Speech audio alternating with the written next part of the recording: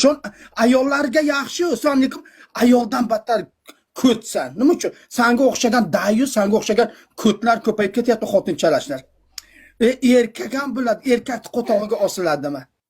Erkak turibsan, erkaknikiga osilgan erkak xotinchalash bo'ladi-da u. Akana mana iltimos, manda shuncha marqarang 56 kishida aka aytinglar, iltimos. Erkak g'iybatchi xotin hisoblanadi. Erkaknikiga osilsa, biling u xotinchalash bo'ladi. U erkakni xohlaydi. Jigarim rahmat.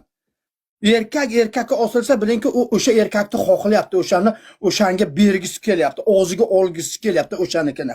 Shuning uchun erkakka ozgina bo'lsam vijdon kerak, chest kerak.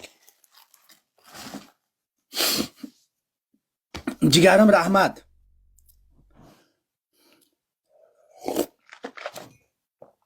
Erkak bo'lib tug'ildim, alhamdulillah. Bir erkakni arkasidan g'iybat qilmadim, bir insonni efirga kirib so'kmadim, bir efirga kirib g'iybat qilmadim. Nima uchun?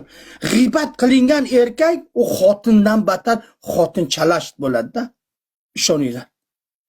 Erkak kishi mana 100 agar menda misolcha, menga yoqmagan lipoy millat bo'lsa, men borku 100 bor betiga aytaman.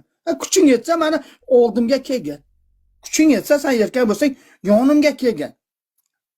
Rahmat. Asalcham rahmat.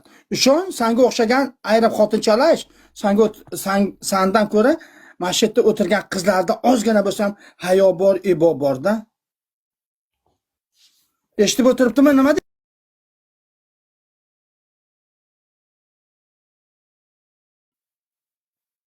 Asa, nima deyapti?